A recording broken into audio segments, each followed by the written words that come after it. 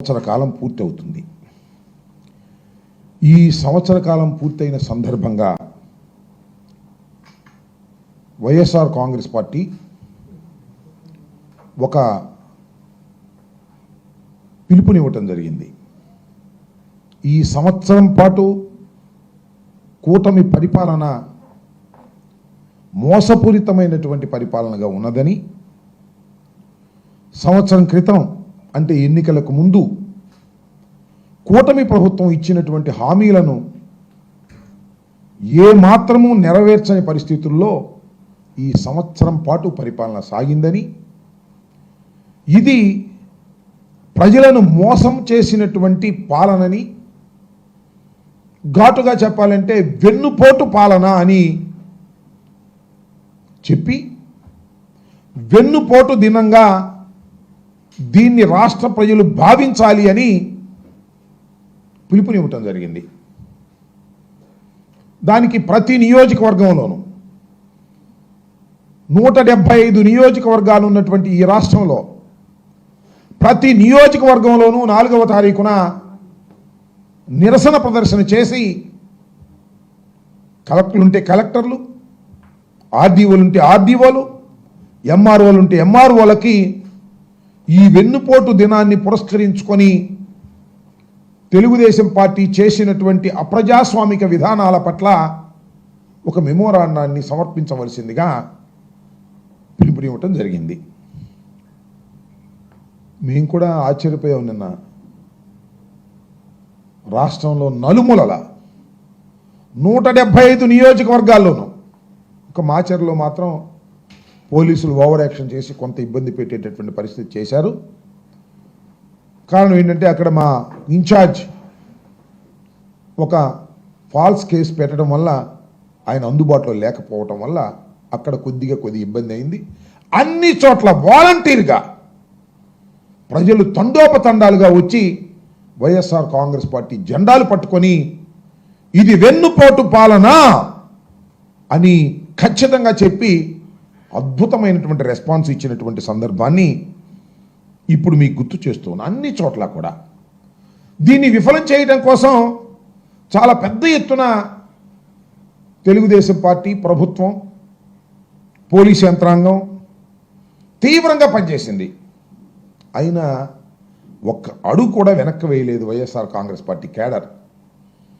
ఇంకొక మాట, ఈ సంవత్సరం పాటు కూడా ప్రజలకు వెన్నుపోటు పొడవడంతో పాటు వైఎస్ఆర్ కాంగ్రెస్ పార్టీ క్యాడర్ని, నాయకుల్ని భయపెట్టాలని, చిందరవందర చేయాలని అనేకమైన కుట్రలు కుతంత్రాలు చేశారు. అనేక మంది నాయకుల్ని కేసుల్లో పెట్టారు, జైల్లో పెట్టారు. వైఎస్ఆర్ కాంగ్రెస్ పార్టీ కార్యకర్తల మీద తప్పుడు కేసులు పెట్టారు, జైల్లో పెట్టారు. బెయిల్ రాకోకుండా నివారించేటటువంటి కార్యక్రమాలు చేశారు. సోషల్ మీడియా యాక్టివిస్టుల్ని లోపల పెట్టారు. కొన్ని చోట్లయితే తెనాల్లో కొట్టినట్టుగా కొట్టారు. అయినా కూడా ఎక్కడా కూడా భయపడకపోతే భయపడకపోయారు. మమ్మల్ని ఇంత నిర్బంధం చేస్తారా, మా మీద ఇన్ని కేసులు పెడతారా, మీ సంగతి చూస్తామనే కసితో కేడర్ మొత్తం కదిలిందని ఈ సందర్భంగా నేను మనవి చేస్తున్నా. అద్భుతమైన రెస్పాన్స్. ఈ దుర్మార్గమైన పాలన అంతం కావాలి, అవసరమైతే ఇవ్వాలి, అంతం కావాలి అనే పద్ధతుల్లో ముందుకు వచ్చారు. కానీ ప్రజాస్వామ్యంలో వాళ్ళకి ఇంకా 4 సంవత్సరాలు ఉంది కదా, అంత పెద్ద ఎత్తున నినదిస్తూ అద్భుతమైనటువంటి రెస్పాన్సు ఇవాళ ఇచ్చారు. దీన్ని దెబ్బతీయటం కోసం లేదా దీన్ని కాకోకుండా ఉండటం కోసం మరి చాలామంది చాలా పిలుపులు ఇచ్చారు. తెలుగుదేశం పార్టీ పిలుపునిచ్చింది, మరి పవన్ కళ్యాణ్ గారు కూడా పిలుపునిచ్చారు. వాళ్ళు ఏమంటారంటే 4వ తేదీన పండగలాగా నిర్వహించాలంట. ఎందుకంటే వైఎస్ఆర్ కాంగ్రెస్ పార్టీ దిగిపోయింది, మన ప్రభుత్వం అధికారంలోకి వచ్చింది. ఒక పండగ అంటే ఏం పండగ? దీపావళి, సంక్రాంతి కలిపినటువంటి పండగగా ఉండాలంట. ఇక్కడ జరిగిందా బాబు? ఇక్కడ జరిగింది నాకు తెలియదు, కానీ ఆంధ్రజ్యోతిను ఈనాడు చూసి అక్కడ జరిగింది. దానిలో అక్కడెక్కడ జరిగింది. వాళ్ళ ఆఫీసులోనే దీపావళి పండుగ చేస్తున్నారంట, జనం ఎవరు లేరు. కానీ ఈ వెన్నుపోటు దినానికి మాత్రం రోడ్ల మీదకి జనం వచ్చేసారని మనం చేస్తున్నా. ఇప్పటికైనా సిగ్గు తెచ్చుకోండి. నేను మనవి చేస్తున్నా, జనసేన కూడా వాళ్ళు సంక్రాంతి దీపావళి కలబోసిన వేడుకగా చేసుకోవాలన్నారు. మరి కొన్ని చోట్ల అక్కడ ఇక్కడ ఏదో మాకు అడ్డం రావాలనే ఉద్దేశంతో చిన్న చిన్నగా ఏదో చేశారు, కానీ ఏమీ లేదు. ఎక్కడ ఉత్సాహం లేదు, ఎక్కడ ఆనందం లేదు. దోచుకునే వాళ్ళకి ఆనందం తప్ప సామాన్య ప్రజలకు, ఇంకా తెలుగుదేశం కార్యకర్తలకు కూడా ఆనందం లేదు. దోచుకునే ఒక బ్యాచ్కి తప్ప, అది కూడా లోకేష్ బాబు గారి బ్యాచ్కే దోచుకునేటటువంటి లైసెన్సులు ఇచ్చి వాళ్ళు దోచుకుంటున్నారు. కడవను దోచుకోవడానికి అవకాశం లేకుండా ఉంది. ఈ విధంగా దీన్ని అడ్డుకోవాలని ప్రయత్నం చేసిన పోలీసు యంత్రాంగం అంతా కూడా అడ్డుపడాలనేటువంటి ప్రయత్నం చేసినా కూడా ఎక్కడ లెక్క చేయకోకుండా జెండాను భుజాన వేసుకొని ప్లే కార్డ్స్ పట్టుకొని డౌన్ డౌన్ ఈ ప్రభుత్వం, డౌన్ డౌన్ చంద్రబాబు అంటూ నినదిస్తూ రోడ్ల మీదకి వచ్చారనే విషయాన్ని ఈ సందర్భంగా నేను గుర్తు చేస్తున్నా. ఈ సందర్భంగా నేను చెప్పదలుచుకుంది ఏంటంటే, నారా చంద్రబాబు నాయుడు గారు ఇప్పటికైనా కాస్త ఆలోచన చేసుకోండి. సంవత్సరం అయింది, జనం నోట్లో మన్ను కొట్టారు, ఎవరిని పట్టించుకోలేదు, ఏ వర్గాన్ని పట్టించుకోలేదు. వ్యవసాయదారులు అయితే అల్లాడిపోతున్నారు, విద్యార్థులు, నిరుద్యోగులు అందరూ అల్లాడిపోయేటటువంటి పరిస్థితుల్లో ఇవాళ మీరు పరిపాలన చేశారు. ఇవాళేదో వైఎస్ఆర్ కాంగ్రెస్ పార్టీ రోడ్డు మీదకి వచ్చి చేసిందని మీరు అలా తీసుకోకుండా ఇది ప్రజా అభిప్రాయం అనే విధంగా తీసుకొని కాస్త సరి చేసుకుంటే ఈ 4 సంవత్సరాలైనా మీరు సక్రమంగా పరిపాలన చేయగలుగుతారు. లేదు, ఇదే రకంగా మీరు పరిపాలన కొనసాగిస్తే 2 సంవత్సరాల తర్వాత వెన్నుపోటు 2కి వచ్చే సమయానికి ఎవరిని లెక్క చేయరు. ప్రజలు గుర్తుపెట్టుకోండి. మీరు బ్యారికేడ్లు పెట్టినా కూడా ప్రజలు లెక్క చేయరు. పోలీసు బలగాలను దించినా కూడా లెక్క చేయనటువంటి పద్ధతుల్లో ముందుకు వెళ్తారు ప్రజలు. ఈ రాక్షస పాలన మీద తిరుగుబాటు చేస్తారు ఎన్నికలు రాకముందే అనే విషయాన్ని కూడా మీరు గుర్తుపెట్టుకోమని మనవి చేస్తున్నా. కాబట్టి కాస్త జాగ్రత్తగా వ్యవహరించేటటువంటి కార్యక్రమం చేయమని మనవి చేస్తున్నా. ఇక్కడ ఈ సందర్భంలో ఇంకోటి కూడా చెప్పాలా, మళ్ళీ ఇంకో అంశం తర్వాత చెప్తాను. కానీ నిన్న మా ఇంటి దగ్గర పోలీసులు పెట్టారు. సరే, పెట్టారు, సంతోషం. మాకు అంతకుముందు కూడా నేను మినిస్టర్గా ఉన్నప్పుడు కూడా పోలీసులు ఉండేవారు, అది వేరే అంశం. పోలీసులను పెట్టి ఏదో చిందరవందర చేసేయాలని కాపలా ఎక్కడా లేదు. నూరి ఫాతిమా ఉంది కదా, అక్కడ లేరు. పోలీసులను పెట్టి కాస్త వచ్చేటటువంటి క్యాడర్ను భయపెట్టాలనే ప్రయత్నం చేశారు. నేను వెళ్తుంటే మధ్యలో ఆపేశారు, వెళ్ళటానికి వీల్లేదని. అక్కడ ఈ పట్టాపురం సిఐ మీద కొంత నాకు ఆయనకి మధ్యన ఘర్షణ అనివార్యంగా జరిగింది. సరే, నేనేదో రెచ్చిపోయానని, ఆంధ్రజ్యోతి, ఈనాడు, TV5 నేనేదో రెచ్చిపోయి దౌర్జన్యం చేయబోయానని, పోలీసులు లెక్క చేయలేదని ఇలాంటి మాటలు మాట్లాడుతూ రాశారు. ఈనాడైతే దాని దుంపదగ, దాని స్టాండర్డ్స్ ఇటువరకు బాగుండేవి. ఎంత దౌర్భాగ్యమైనటువంటి స్టాండర్డ్స్కి వెళ్ళిపోయినాయంటే నిన్న ఫ్లాష్ న్యూస్ చేశారు ఈనాడులో. ఏంటో తెలుసు, అది గుంటూరు కలెక్టరేట్ వద్ద మాజీ మంత్రి అంబటి రాంబాబు దౌర్జన్యం. అంబటి రాంబాబు దౌర్జన్యం చేశారంట. చూశారుగా మీరు వీడియోస్. ప్రతినిధి బృందాన్ని మాత్రమే అనుమతిస్తామన్న పోలీసులతో అంబటి వాగ్వాదం. ప్రతినిధి బృందాన్ని మాత్రమే కలెక్టర్ గారి ఆఫీసులోకి ఎంట్రన్స్ ఇస్తాము, కడవాడు రానియము అంటే వాళ్ళతో దౌర్జన్యాన్ని దిగానంట. తోసుకుని వెళ్తాం, ఏం చేస్తామంటూ సిఐతో వాగ్వాదానికి దిగిన అంబటి. నిన్న కలెక్టర్ ఆఫీసులోకి వెళ్ళటం కోసం అంట నేను తగాద పడింది. విన్నారుగా మీరు. వెన్నుపోటు దినం పేరుతో గుంటూరు కలెక్టరేట్ వద్ద కార్యక్రమం. సరే, అది వేరే కార్యక్రమం జరిగింది, అది వేరే అంశం. ఎంత వక్రీకరించి తోసుకెళ్తాం, ఆపుకోండి అంటూ అంబటి రాంబాబు దౌర్జన్యం. ఇది జరిగింది ఎక్కడ? నా మీద FIR కూడా కట్టారు, అది వేరే విషయం. ఇది జరిగింది ఎక్కడ? నువ్వు రాసేది ఎక్కడ? పాప రామోజీరావు చచ్చిపోయాడు, దాంతోపాటు మీ విలువలు కాస్త కోస్త ఉన్నాయి కూడా చచ్చిపోయినాయి. ఏంటి నాకు అర్థం కాల. ఈనాడంటే ఇప్పుడో మా చిన్నప్పటి నుంచి ఉన్న ఇది కదా, ఇంత తప్పుడు రాస్తారేంటి అంటున్నా. కక్ష. ఆ సిఐని సపోర్ట్ చేయడం కోసం సిఐ అంట కలెక్టరేట్ దగ్గర మా ప్రతినిధులు ఎవరో రావడానికి వెళ్ళడానికి అసలు ఎరండల్ బ్రాడీపేట సీకి అక్కడే సంబంధం, అక్కడ వేరే సీఏ ఉన్నాడు, వేరే డిఎస్పీ ఉన్నారు. వెళ్ళి అడిగాం, 5గురు పంపిస్తా ఉన్నారు, 5గురు వెళ్ళాం. దానికి వక్రీకరించి రాసేటటువంటి ఎమ్మటే సపోర్ట్ అనమాట. సిఐ గారికి ఎమ్మటే సపోర్టు, ఆ సిఐ గారికి ఏమో లోకేష్ సపోర్టు, ఆ లోకేష్కి ఏమో ఈయన సపోర్టు, ఆ TV5 కూడా అంతే. TV5 ABN నిన్న కుమ్మి పారేశారు. అంబటి రాంబాబు దౌర్జన్యం, పోలీసుల మీద డ్యామ్ డుమ్. ఈ దుంపదేగా నేను దౌర్జన్యం చేసే పరిస్థితిలో ఉన్నానా? వాళ్ళు దౌర్జన్యం చేసే పొద్దున్న నుంచి నా ఇంటి దగ్గర ఎవరన్నా వస్తే వాళ్ళ కీసు లాక్కోవటం, బళ్ళు తీసి అవతల పెట్టమంటాం, ఇలా బెదిరించే కార్యక్రమాలు చేశారు. మమ్మల్ని భయపెట్టాలనే కార్యక్రమాలు చేశారు. ఇది తప్పని నేను వ్యతిరేకపడ్డాను. వాగ్వాదం అన్నెసరీ అయినా సరే అనివార్యమైన పరిస్థితి రావడంతో గత్యంతరం లేని పరిస్థితుల్లో ఎక్కడది జేకేసీ కాలేజ్ దగ్గర, అది జేకేసీ TJPS కాలేజ్ దగ్గర బ్రిడ్జ్ ఎక్కే ముందు అక్కడ ఆపరేషన్ నన్ను ఇక్కడ నుంచి వెళ్తుంటే వెళ్ళటానికి వెళ్ళేది అంటారు. కలెక్టరేట్కి వెళ్ళడానికి వెళ్ళేదా నేను? RCI specially posted Pattapuram, specially posted.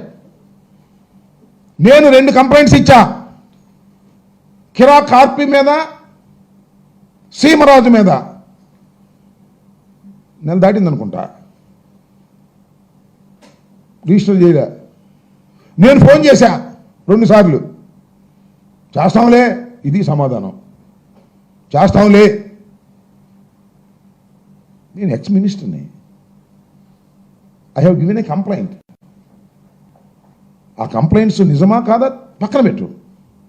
నేను 2 కంప్లైంట్స్ ఇచ్చి 2 సార్లు నేను ఫోన్ చేస్తే, ఏమండి సిఐ గారు చేస్తారంటే చేస్తాంలే అని సమాధానం. ఒళ్ళు పొగరు, ఎందుకంటే లోకేష్ గారు ఏపించిన పోస్ట్ కదా, అందుకని ఒళ్ళు పొగరు, తల బిరుసు. Is a public servant. Public సర్వెంట్కి అంతా తల పొగరు ఉండకూడదు, కానీ ఉంటుంది. ఎందుకంటే లోకేష్ గారు ఏపించాడు కదా, లోకేష్ గారు బంధువు కదా, ఆయన బంధువు ఈనాడు ఆయన సపోర్ట్ ఉంటుంది కదా, TV5 సపోర్ట్ ఉంటుంది కదా, ABN సపోర్ట్ ఉంటుంది కదా. ఈ అంబటి రాంబాబు రోజు మాట్లాడుతున్నాడు, లోకేష్ గురించి విమర్శిస్తాడు, చంద్రబాబుని విమర్శిస్తాడు. కాబట్టి ఇతన్ని సెకండ్ లాగా పెట్టాలని ప్రయత్నం చేస్తాను. ఎన్ని చూశానయో నేను, నాకు అర్థం కాలేదు. 89లో రాజకీయాల్లోకి వచ్చా నేను, 2 సార్లు శాసనసభ్యుడిగా గెలిచా, రాజశేఖర రెడ్డి వెంట నడిచా, కాంగ్రెస్ పార్టీలో ఉన్నా. మళ్ళా జగన్మోహన్ రెడ్డి గారు పార్టీలోకి వచ్చా, రాజశేఖర రెడ్డి గారు మరణించిన తర్వాత. ఇన్ని చూశానంటున్నా నేను. 70 సంవత్సరాలు వస్తున్నాయి, ఎన్నో రాజకీయాలు చూశాను, ఎందరినో పోలీసు అధికారులు చూశాను. మంచి మర్యాద కలిగినటువంటి వ్యక్తిని, లా అబైడింగ్ సిటిజన్ నేను. నన్ను ఇబ్బంది పెట్టాలని మీరు ప్రయత్నం చేస్తున్నారు, పెట్టుకొని చూస్తానని మనం చేస్తున్నా. కేసు రిజిస్టర్ చేశారండి. ఏం కేసు అది? ఎఫ్ఐఆర్ ఎక్కడ ఉందో, ఒక కేసు రిజిస్టర్ చేశారు నా మీద.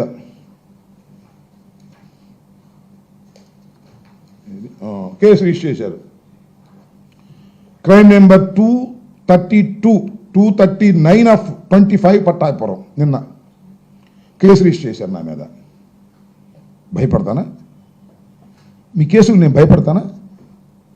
భయపెట్టాలని అనుకుంటున్నారు కదా మమ్మల్ని మీరు. వైఎస్ఆర్ కాంగ్రెస్ పార్టీని, వైఎస్ఆర్ కాంగ్రెస్ పార్టీలో ఉన్న నాయకుల్ని ఎఫ్ఐఆర్లు పెట్టి భయపెట్టాలని మీరు ప్రయత్నం చేస్తున్నారు, అంతేగా? మీ కేసులకు these are all false cases. నేను వెళ్తుంటే నన్ను మధ్యలో ఆపి మీ విధులకు నేను అడ్డం వచ్చానని చెప్పేసి నా మీద కేసు రిజిస్టర్ చేశారు. నా మీదను వినోద్ అని విద్యార్థి నాయకుడి మీద. ఈ కేసులకి మేము భయపడతామా? డోంట్ కేర్ అంటున్నా. చట్టంలో తేల్చుకుంటాం. నా మీద తగాదా పడి నన్ను బెదిరించి నా మీద కేసు రిజిస్టర్ చేసిన ఆ సిఐ ఎవరైనా సరే చట్ట ప్రకారం అంతు తేలుస్తానని కూడా ఈ సందర్భంగా మనం చేస్తున్నా. చాలామందిని చూశాను నేను, సిఐల్ని, ఎస్ఐల్ని, డిఎస్పీల్ని. చట్ట వ్యతిరేకంగా ప్రవర్తిస్తే, తెలుగుదేశం పార్టీ గుప్పెట్లో ఉండి పనిచేయాలనుకుంటే, లోకేష్ గుప్పెట్లో ఉండి పనిచేయాలనుకుంటే అనుభవిస్తారు, గుర్తుపెట్టుకోమని మనం చేస్తున్నాం. రోజులు ఎప్పుడు ఇలాగే ఉండవనేది కూడా ఈ సందర్భంగా గుర్తు చేస్తున్నా నేను. We don't care all these things. ఇంతకుముందు కూడా కేసు పెట్టారు అక్కడే, సేమ్ సెక్షన్స్తోనే. ఏమే నా మీద అయితే అంత స్పీడ్గా పెట్టేస్తారే, ఆ కిరా కార్పి మీద, సీమరాజు మీద స్వయంగా నేను వెళ్తే ఎవరు కంప్లైంట్ వాళ్ళు మీ బంధువులేగా. ఈయన కూడా ఈ సిఐ కూడా నెల్లూరు నుంచి వచ్చాయంట. ఆ కిరా కార్పి కూడా నెల్లూరు, ఈయన బంధువు అనమాట. సీమరాజు కూడా ఈయన బంధువు. ఇదంతా ఒక గ్యాంగ్. మేము ఇచ్చిన దాని మీద చేస్తాంలే, నాదైతే 24 hours కూడా కాదు, చేసి పారేశారు case. You do your duties fast. నువ్వు డ్యూటీలు చేయకపోతే చట్ట ప్రకారంగా నీ అంతు తేలుస్తామని కూడా ఈ సందర్భంగా మరొక్కసారి గట్టిగా చెప్పదలుచుకున్నాను కూడా మనం చేస్తున్నాం. కేసులకు భయపడేటటువంటి తత్వం కాదు అసలు. ఒకటేనండి, అసలు ఇవాళ రాజకీయాల్లో ఉండాలంటే కేసులు భయపడకూడదు. ఇవాళ రాజకీయాల్లో మేము ఉండాలంటే జైలుకి భయపడకూడదు. ఆ రెండు నిర్ణయించుకునే రాజకీయాల్లో ఉన్నామని కూడా ఈ సందర్భంగా నేను చెప్పదలుచుకున్నా. ఆ సిఐకి కానీ లేకపోతే మరొకరికి కానీ ఈ విధంగా దౌర్జన్యం చేసి మమ్మల్ని ఏదో అణచాలని అరికట్టాలని ప్రయత్నం చేస్తే ఎవరు మీ దుంపలేక సంవత్సరం దౌర్జన్యం చేశారయ్యా, సంవత్సరం కేసులు పెట్టారు, ఏమైనా అరికట్టారా? ఉప్పొంగలా నిన్న. ఇంకా ఇదే పద్ధతిలో మీకు వెళ్తే ఇంకా ఉప్పొంగి మీకు చాలా డేంజరస్ సిచ్యువేషన్కి తీసుకెళ్తుందని కూడా ఈ సందర్భంగా నేను చెప్పదలుచుకున్నాను. ఇంకా ఇంకొక అంశం ఏంటంటే అది నిన్న క్యాబినెట్ సమావేశం జరిగినాయా. ఈ క్యాబినెట్ మీటింగ్లో సరే క్యాబినెట్ మీటింగ్లో కూడా సంవత్సరం పాలన అద్భుతం అమోఘం అని అందరూ షౌట్స్ కొట్టుకున్నారంట. ప్రజలు మాత్రం షౌట్స్ కొట్టుకోవట్లా. వీళ్ళు ఎక్కడ కనపడతారని చూస్తున్నారు. ఏమీ చేయకోకుండా, హామీలు తీర్చుకోకుండా క్యాబినెట్ మీటింగ్ పెట్టుకుని షౌట్స్ కొట్టుకునేటువంటి కార్యక్రమం. ఇంకో అంశం ఏంటంటే ఈ జీవో ఏది మొన్న ఒక జీవో రిలీజ్ చేశారు. ఏది తుని కేసుకు సంబంధించి కొట్టేసినటువంటి కేసుని మళ్ళా దాన్ని అపీల్ చేసి దానిలో ఉన్నటువంటి ముద్దాయిని శిక్షించాలి అనే పద్ధతుల్లో దాని మీద పెద్ద ఎత్తున దుమారం లేగింది. కాపులందరూ పెద్ద ఎత్తున నిరసన చెప్పారు, మరుసోజు క్యాన్సిల్ చేశారు. ఓ పెద్ద డ్రామా నిన్న క్యాబినెట్లో. అసలు ముఖ్యమంత్రి గారు తెలియదంట, అది మంత్రి గారికి కూడా తెలియదంట, ఎవరికి తెలియదంట, హోమ్ సెక్రటరీ ఇచ్చేసాయంట. ఊరి మీ దుంపలు దాగా ఏం అడ్మినిస్ట్రేషన్ అయ్యేది నాకు అర్థం కాలేదు. ముఖ్యమంత్రి గారికి తెలియదంట, హోంమంత్రి గారికి తెలియదంట, మంత్రులు ఎవరికి తెలియదంట, జీవో వచ్చేసిందంట. ఆయన కుమార్ విశ్వజిత్ ఎవరు ఆయన పేరు ఉన్నాడు హోమ్ సెక్రటరీ, ఆయన నిన్న క్షమాపణ చెప్తూ ఒక లీక్ ఇచ్చేశారు, సర్దుని కట్టుకోండి అని. మాకు తెలీదు, ప్రభుత్వాలు మేము చేశాం 5 సంవత్సరాలు. అసలు జీవో ఇష్యూ కావాలంటే ముఖ్యమంత్రికి తెలియకుండా ఇష్యూ అవుతుందా? ముఖ్యమంత్రి గారి కార్యాలయంలో ఒక్కొక్క డిపార్ట్మెంట్ని చూడటానికి ఒక్కొక్క సెక్రటరీ ఉంటాడు. ఏదైనా ఒక జీవో ఇష్యూ కావాలంటే నోట్ ఫైల్ మీద ఆ మంత్రి సంతకం పెడితే ఇక్కడికి వచ్చి ఇక్కడ ఎంక్వైరీ చేస్తారు, ఆయన ముఖ్యమంత్రి గారు చెబుతాడు, ముఖ్యమంత్రి గారు ఓకే అంటారు, అప్పుడు జీవో ఇష్యూ అయింది. పైకి ఇది మామూలు జీవోనా? చాలా వివాదాస్పదమైన జీవో. తునిలో రత్నాచల్ ఎక్స్ప్రెషన్ తగలేస్తే అప్పుడు తెలుగుదేశం పెట్టిన కేసు, తెలుగుదేశం టైంలో పెట్టిన కేసు పూర్తి విచారణ జరిగి కొట్టేస్తే దాన్ని మళ్ళా తిరిగి తోడాలని భావించి డిలేని కూడా కండోన్ చేసి మీరు హైకోర్టులో ఫైల్ చేయండి అని చెప్పేటటువంటి కేసు ఎవరికి తెలియకోకుండా రహస్యంగా రిలీజ్ అయిపోయిందని నమ్మమంటున్నారు మమ్మల్ని, మిమ్మల్ని నమ్మమంటున్నారు. ఏంది చంద్రబాబు నాయుడు గారు, you are a great administrator కదా. అంటే ఎంత అడ్మినిస్ట్రేటర్ అంటే కీలకమైన జీవోలు కూడా నీ కార్యాలయానికి తెలియకోకుండా రిలీజ్ అయ్యేంత గొప్ప అడ్మినిస్ట్రేటర్ అని అనుకోవాలా? డ్రామా. ఎందుకంటే ఎన్టీ రామారావుని వెన్నుపోటు పొడిచి దండేసి ఇప్పుడు పూజించట్లా అంతే. ఈ జీవో రిలీజ్ చేయటం తూచి మాకు తెలియదు అంటాం, మళ్ళీ నిరసన రాగానే ఆ జీవోని రద్దు చేస్తూ ఇంకో జీవో రిలీజ్ చేయటం. ఇలాంటి దౌర్భాగ్యమైన పాలన ఇవాళ రాష్ట్రంలో జరుగుతూ ఉన్నది. ఈ రాష్ట్రంలో ఇంత పెద్ద ఎత్తున ఒక్క సంవత్సరంలో మీరు ఎప్పుడైనా అబ్జర్వ్ చేయండి, అందరూ ఉన్నారు కదా, ఇంత పెద్ద ఎత్తున మన రాష్ట్రంలో ఏ ప్రభుత్వానికైనా, చంద్రబాబు నాయుడు కూడా ఇంతకుముందు 3 సార్లు ముఖ్యమంత్రి చేశాడు, రాజశేఖర రెడ్డి గారు చేశాడు, కాంగ్రెస్ ప్రభుత్వం చేసింది. ఎవ్వరికీ కూడా 5 సంవత్సరాల తర్వాత ఓడిపోయిన ప్రభుత్వాలు ఉన్నాయి, ఎవ్వరికి కూడా ఒక్క సంవత్సరంలో ఇంత భయంకరమైన వ్యతిరేకత రావడం అనేది నేను ఎప్పుడు చూడలేదు, ఇక ముందు కూడా చూడలేము. అంతగా వెన్నుపోటు పొడిచాడు నారా చంద్రబాబు నాయుడు గారు, ప్రజల్ని మోసం చేశాడు. సూపర్ 6 అన్నాడు, సూపర్ 7 అన్నాడు, 143 వాగ్దానాలు ఇచ్చి అన్ని నెరవేర్చేస్తానన్నాడు, సంపద సృష్టిస్తానన్నాడు. ఏమి సృష్టి లేదు, గాడిద గుడ్డు లేదు. మొత్తం మోసం చేసిన ఒక దౌర్భాగ్యమైనటువంటి పాలన ఇవాళ సంవత్సరానికే వారికి 100 సంవత్సరాలు నిండినట్టుగా ఇవాళ ప్రజలు భావిస్తున్నారని ఈ సందర్భంగా నేను మనవి చేస్తున్నాను. నువ్వు సరి చేసుకోకుండా నీ పాలన చేసినా నీ పాలనలో పసుండదు, నీ పాలన ఎవరు లెక్క చేయరు. కేవలం రక్షక భటుల్ని పెట్టుకుని మాత్రమే ఇక నువ్వు పాలన చేసుకోవాల్సినటువంటి అనివార్యమైన పరిస్థితి వస్తుంది. నీకు కావాల్సిన సిఐని పోస్ట్ చేసుకోవటం, నీకు కావాల్సిన ఎస్ఐని పోస్ట్ చేసుకోవటం, వాళ్ళు చెప్పినట్టుగా అందరిని కట్టడి చేసి చేయాలని అనుకోవటం తప్ప ఇంకా ధర్మ పరిపాలన నువ్వు చేయటం సాధ్యం కాదని కూడా ఈ సందర్భంగా నేను చెప్పదలుచుకున్నాను.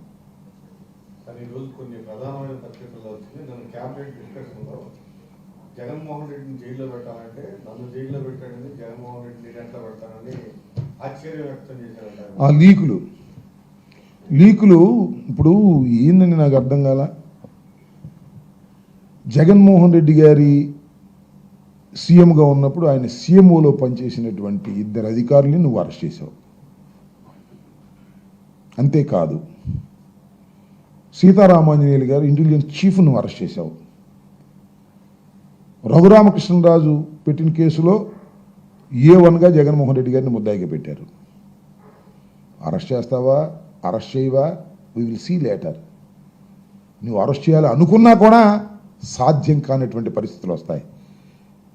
జగన్మోహన్ రెడ్డి గారు ఈ రాష్ట్రంలో మరి మాట్లాడితే ఈ దేశంలో అత్యంత ప్రజాదరణ కలిగినటువంటి mass leader, direct connection with public, is not a manipulator, direct connection with public, like Indira Gandhi, like Rajasekhar Reddy, like NT Rama Rao. Leader and voter మధ్యన కనెక్షన్, డైరెక్ట్ కనెక్షన్ ఉన్నటువంటి నాయకుడు. నీలాగా మ్యానిపులేటర్ కాదు, నీలాగా 4గురిని కలుపుకుని వచ్చేటువంటి వ్యక్తి కాదు. అలాంటి వ్యక్తిని తప్పుడు కేసులు పెట్టి నువ్వు అరెస్ట్ చేయాలనుకుంటున్నావో లేదో కాలం నిర్ణయిస్తుంది. ఇప్పటికే ఆయనకు సంబంధించినటువంటి ధనంజయ రెడ్డి గారిని, కృష్ణమోహన్ రెడ్డి గారిని, ఇంటెలిజెన్స్ చీఫ్ని అరెస్ట్ చేశావు. అరెస్ట్ చేసిన తర్వాత ఏం చేస్తావు చూద్దాం. ఇవన్నీ లీకులు ఇచ్చి, చంద్రబాబు లీకులు ఇవ్వడం అలవాటే కదా. ఇవాళ కూడా ఆ హోమ్ సెక్రటరీకి ఆయన క్షమాపణ చెప్పే లీకులు ఇస్తుంటాడు. లీకులు ఇచ్చి పరిపాలన చేసే మనిషి is a manipulator. Time will decide later.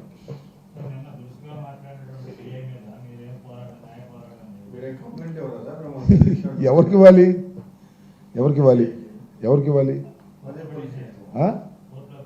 చూద్దాం. Will examine that. ఇప్పుడు జనరల్గా ఇలాంటి పోలీసులు లోయర్ లెవెల్లో ఎవరన్నా మిస్బిహేవ్ చేస్తున్నారని మేము అనుకుంటే మా లెవెల్లో మాజీ మంత్రులని, మాజీ ఎమ్మెల్యేలని ఎవరికి ఇవ్వాలి? డీజీపీకి ఇవ్వాలి. డీజీపీకి, నా ఫోన్ ఎక్కడ తీసుకురా, డీజీపీకి ఇవ్వాలి. నా పెద్ద ఫోన్ డీజీపీకి ఇవ్వాలి. ఆ డీజీపీ గారి పేరేంటి? హరీష్ కుమార్ గుప్తా గారు, ఐపీఎస్ ఆఫీసర్. సుమారు ఒక 50 సార్లు ఫోన్ చేశా.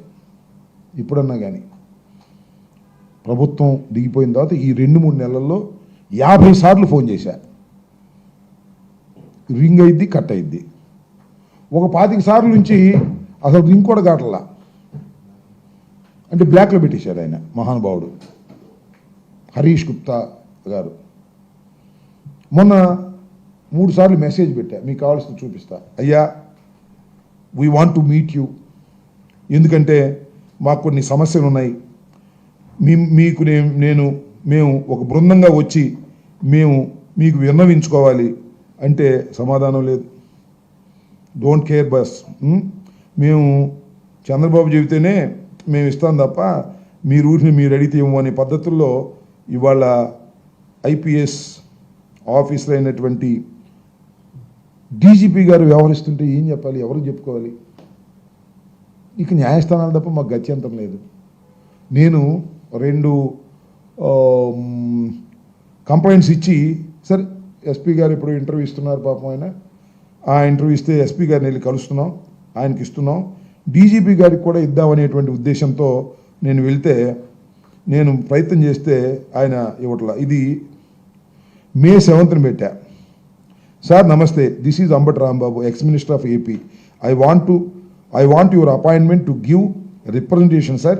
I am trying on phone number of this, but unfortunately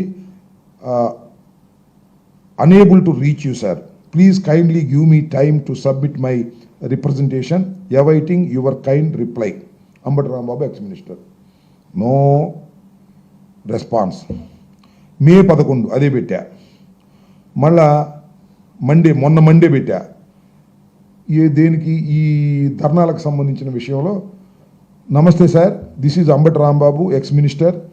sir, we would like to submit representation to your good self on behalf of YSR Congress party tomorrow about the peaceful rallies throughout the state on 4/6/2025 to express our views against the government attitude is not fulfilling the election promises. Already we have given representation to the local jurisdictional police officers seeking to conduct peaceful rallies. So for your subordinate officers have taken decision on this issue. Hence we request you, honorable authority, to meet you in the early hours. దానికి సమాధానం లేదు. DGP గారు కోతవేడి దూరంలో ఉంటాడు. నేను ex మినిస్టర్ని, వైఎస్ఆర్ కాంగ్రెస్ పార్టీలో కీలకమైన నేతని. వైఎస్ఆర్ కాంగ్రెస్ పార్టీ అయ్యా మిమ్మల్ని కలుస్తామయ్యా అంటే సమాజం ఎవరికి చెప్పుకోవాలి? మేము ఎవరికి చెప్పుకోవాలి? ఇది పోలీసింగ్ ఉందా ఈ రాష్ట్రంలో? అంటే పోలీసులు అంటే చంద్రబాబు నాయుడు గారికి ఉపయోగపడే రౌడీ బృందంలాగా తయారైంది. అది ఆయన ఇందాక నన్ను పోటాడినట్టు, అక్కడ తెనాలిలో కాళ్ళు ఎరగొట్టినట్టు, లేదా మా హరికృష్ణ అని అతన్ని అదేదో ఊరు మన తంగెడ, అతను కాళ్ళు ఎరగొట్టినట్టు, మరి ఆ కృష్ణవేణిని పట్టుకెళ్ళి జైలుకే పోలీస్ స్టేషన్కి బేడీలు వేసినట్టు, ఇలా the police is doing an illegal acts. How survive అవుతారట చెప్పండి నాకు. మర్డర్లు కూడా చేయించేస్తారు పోలీసులు. వంగవీటి మోహన్ రంగారావు అప్పుడు మర్డర్ చేయించేసినట్టు. ఈ రకంగా పోలీస్ వ్యవస్థను చంద్రబాబు నాయుడు గారు మౌలు చేస్తున్నారు. ఇది చాలా ప్రమాదం అని కూడా నేను ఈ సందర్భంగా చెప్పదలుచుకున్నా. పోలీస్ ఏదో కొన్ని సందర్భాల్లో అధికార పార్టీ చెప్పినట్టు వినొచ్చు తప్ప, లా అండ్ ఆర్డర్లో ఇలాంటి సమయంలో కూడా ఇక వాళ్ళ ఇంటేంటి, ఇప్పుడు చేస్తావో చేయవో హరీష్ కుమార్ గుప్తా గారు, నువ్వు చేస్తావో చేయవో తర్వాత సంగతి. కనీసం you have to take a representation from YSRCP leaders. మేము ఒక బృందంగా వెళ్ళి ఒక రిప్రజెంటేషన్ ఇస్తామంటే దానికి కూడా పర్మిషన్ ఇవ్వట్లా. What is this? ఎవరికి చెప్పుకోవాలి ప్రజాస్వామ్యంలో? ఈ ఆవేదన ఎవరికి చెప్పుకోవాలని అడుగుతా ఉన్నా. This is too much. ఇది చాలా ప్రమాదాన్ని, రాబోయే కాలంలో చాలా పెద్ద ప్రమాదాన్ని సూచిస్తుందని నేను భయపడుతున్నాను. లా అండ్ ఆర్డర్ ఇష్యూస్ చాలా ప్రెసిపిటేట్ అవుతున్నాయి. చాలా ఇబ్బందికరమైన పరిస్థితులు రాష్ట్రంలో ఏర్పడతాయి. పోలీసుల మీద విశ్వాసం సన్నగిలుతుంది. Police are acting as a rowdies of Telugu Desam. అందరిని అనను, చాలా మంచి ఆఫీసర్స్ కూడా ఉన్నారు. మంచి officers are going into a loop level. ఈ వెంకటేశ్వర లాంటి వాళ్ళు వచ్చేస్తారు సిఐలు. అంతకుముందు పాపం 2 పనిచేశారు, వాళ్ళు వెళ్ళిపోయారు. అలా వాళ్ళు ఏం చెప్తే అది చేసేవాళ్ళు. వాళ్ళు మాత్రమే పోస్టింగ్లు ఇచ్చి కడవల విఆర్కో లేకపోతే లూప్ లైన్లకో పంపించి రౌడీలుగా ఉపయోగించుకోవడానికి చంద్రబాబు ప్రభుత్వం పనిచేస్తుంది. దీనివల్ల అనేక అనర్థాలకు దారితీస్తుందని ఈ సందర్భంగా నేను చెప్పదలుచుకున్నాను. బలహీనమే పడలేదే, జరుగుతుంది. ఏమైపోయింది?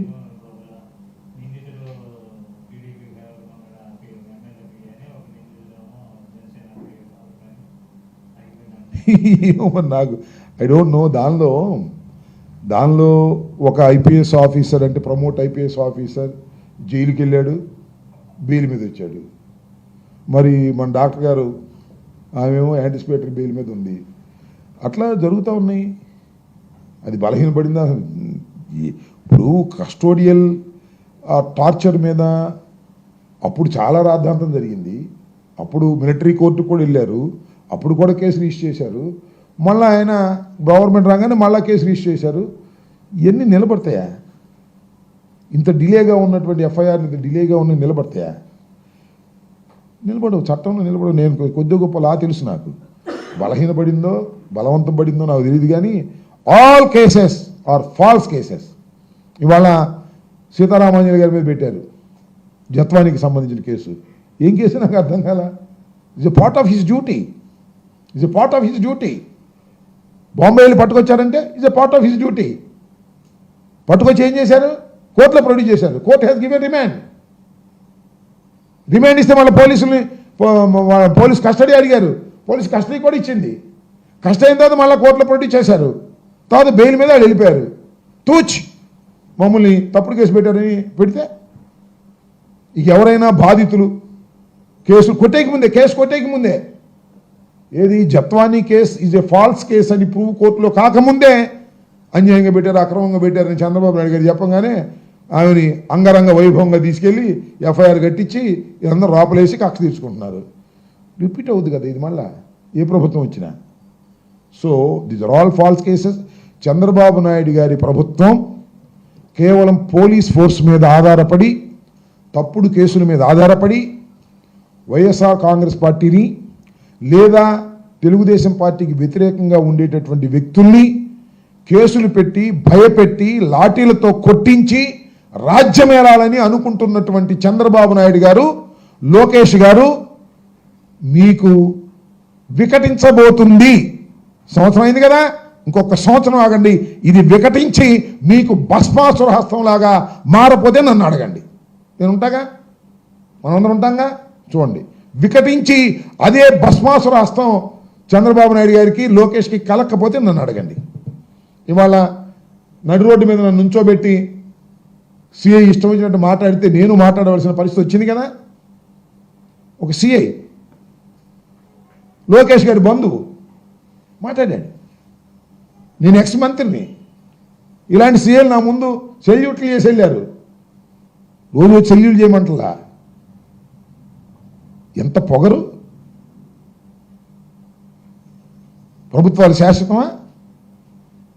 మళ్ళా మాకు అధికారం రాదా? సో ఇవన్నీ కూడా టైం విల్ డిసైడ్. నేనేం అన్యాయంగా మాట్లాడేవాడిని కాదు, అన్యాయంగా చేసిన వాడిని కాదు. 5 సంవత్సరాలు ప్రభుత్వంలో ఉన్నవాడిని నేను. సరే, నా మీద ఏదో చేస్తున్నారు, చాలా కుట్రలు చేస్తున్నారు, ఎట్టబట్టుకు నేను డ్రాప్లు వేద్దామని. నేను సిద్ధపడ్డాక ఇంకేం చేస్తాం? సిద్ధపడ్డాం. చాలామంది చేస్తున్నారు, అన్నీ నాకు తెలుసు. I know A police officer నా కోసం కేసులు పెట్టడం కోసం ఎతుకుతున్నాడో నాకు తెలుసు. ఎక్కడ బొక్కలు ఉన్నాయో చూస్తున్నాడో నాకు తెలుసు. నా దగ్గర ఎక్కడ బొక్కలు లేవు, మీరు సృష్టించే బొక్కలే. చెప్పాగా నేను, డెడ్ బాడీ దొరక్కపోతే 307, డెడ్ బాడీ దొరికితే 302. ఏం అవసరంలా. శర్మ గారు వచ్చి నన్ను అంబటి రాంబాబు గారు చంపబోయాడు, కత్తిట్లా చూపించాడంటే 307 వేసేయి. అట్లాంటి రోడ్డు దొరికితే వేసేస్తారు. లేదు, ఇద్దరు కొట్టుకు చచ్చారనుకో, దానిలో చచ్చిపోయిన తాలూకా అంబటి రాంబాబు గారు కుట్ర ఉందండి దీనిలో అని 120 పెట్టేస్తారు. ఇది జరుగుతుంది, పోలీసులు చేస్తుంది.